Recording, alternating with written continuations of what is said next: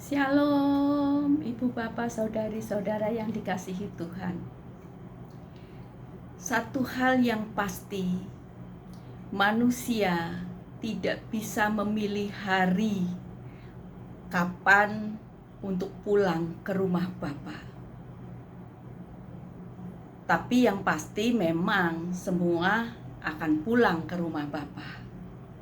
Namun tidak bisa memilih hari. Karena apa?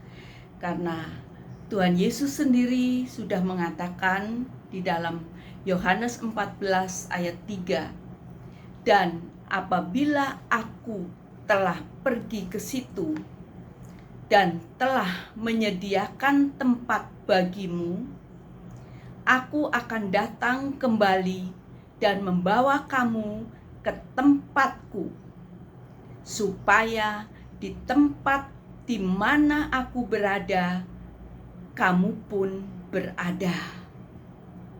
Jadi Tuhan Yesus sudah berjanji mau menyediakan tempat dulu. Setelah ada tempat buat saya, dia akan kembali lagi dan kemudian membawa saya ke tempat di mana dia berada, dan saya pun berada bersama dia.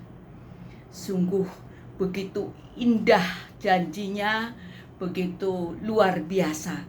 Maka saya pikir saya tidak akan mencari-cari hari baik, hari buruk, kapanpun, dimanapun, dan bagaimanapun caranya.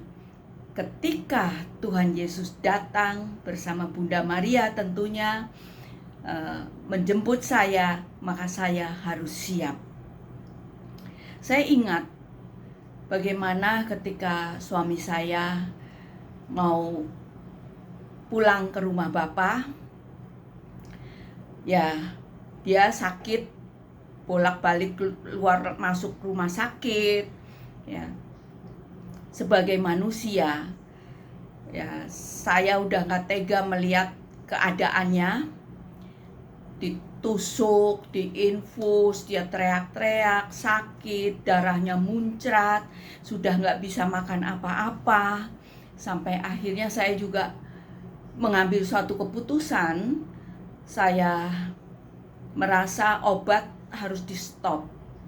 Walaupun teman-teman sekomunitas, banyak teman-teman yang semuanya mensupport, baik doa, baik biaya-biaya rumah sakit dan sebagainya, sungguh-sungguh sangat disupport.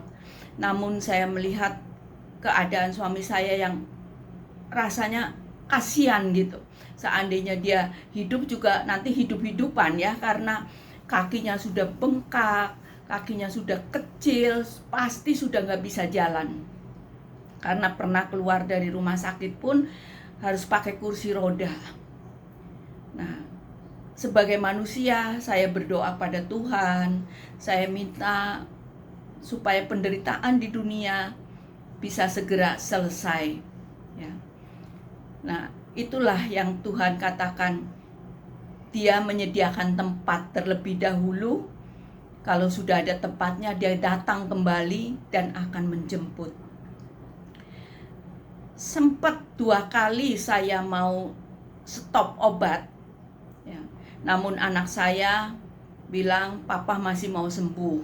Sekali disobek nggak jadi tanda tangan, kedua kalinya juga disobek lagi nggak jadi tanda tangan. Bahkan anak saya menyanyi lagu Raja Wali gitu, burung Raja Wali di telinganya. Suami saya masih bisa berkomunikasi, namun ya nggak bisa ada pergerakan tubuhnya tuh udah nggak bisa ya, karena bengkak.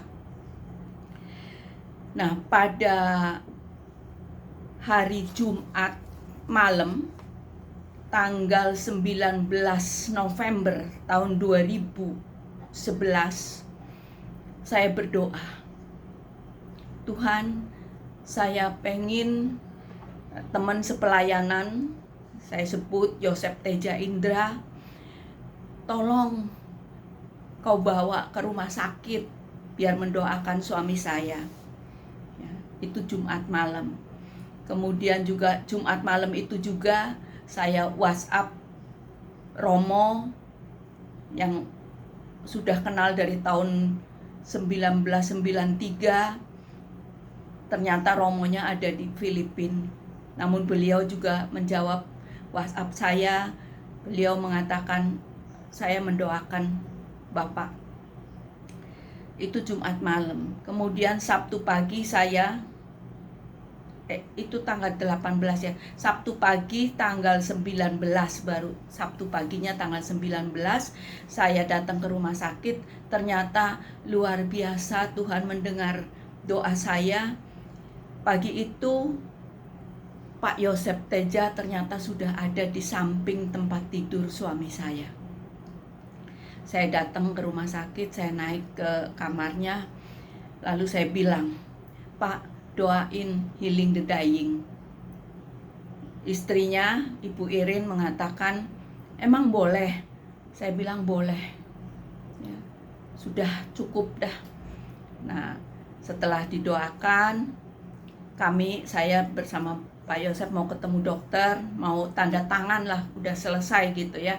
Karena sebelumnya saya juga sudah bicara dengan anak-anak, dengan adiknya suami saya, bahwa hari ini akan diputuskan, saya mau mengambil keputusan untuk stop obat.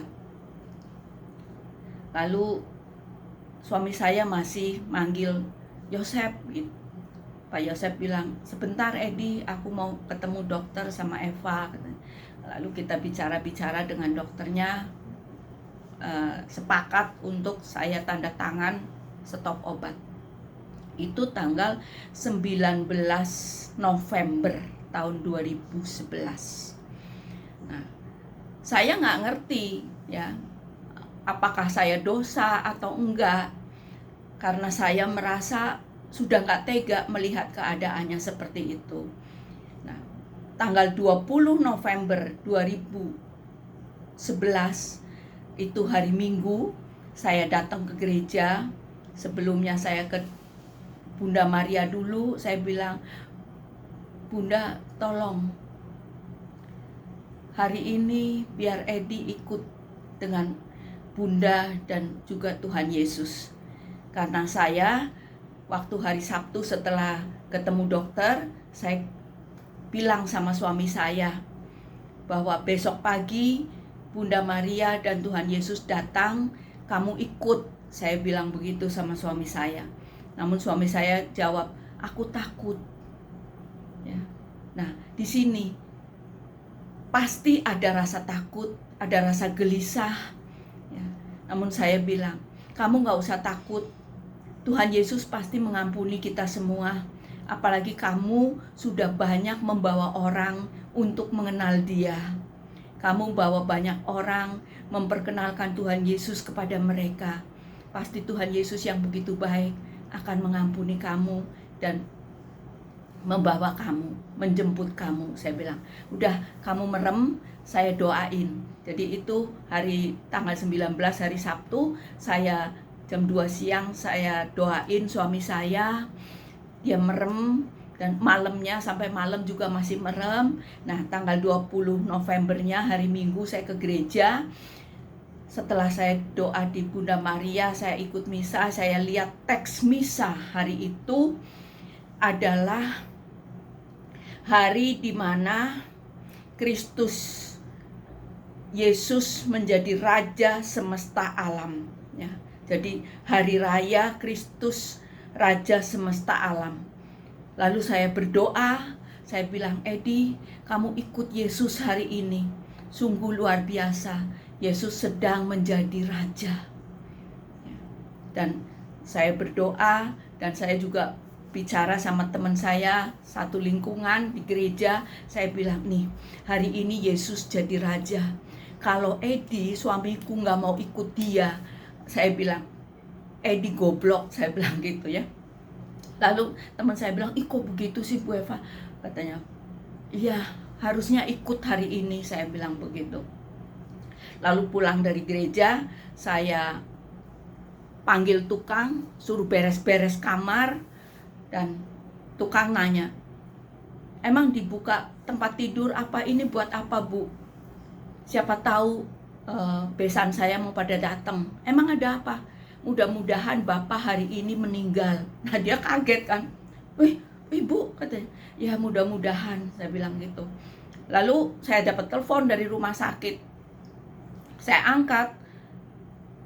Saya tanya, emang Bapak udah meninggal? Belum. Hah? Belum. Ya udahlah, ya. Saya bilang sama anak saya, mau ikut ke rumah sakit nggak nih? Mama disuruh datang ke rumah sakit. Pada nanti ya udah saya naik taksi ke rumah sakit. Begitu sampai saya lihat sepertinya sudah meninggal, makanya saya bilang, selamat jalan Edi. Tahu-tahu dokternya lari-lari tuh, dokter perempuan masih muda, peluk saya, nangis. Dia bilang, belum, Bapak belum meninggal. Hah? Saya bilang, kok belum? Sudah, saya bilang, belum. Akhirnya ambil itu apa, EKG apa, ya biasalah ya rumah sakit, gak usah saya panjang lebarin. Udah, dan ternyata memang sudah meninggal. Puji Tuhan. Gak bisa pilih hari yang bagus atau yang bagaimana. Maka saya juga pesan sama anak-anak, kalau nanti mama meninggal, bagaimanapun caranya, dimanapun meninggalnya, ya, gak ada yang salah. Yang penting Tuhan Yesus dan Bunda Maria yang menjemput. Ya. Kalau orang dulu kan sering kumpulin anak-anak, menantu, cucu katanya. Mau meninggal harus kumpul semua.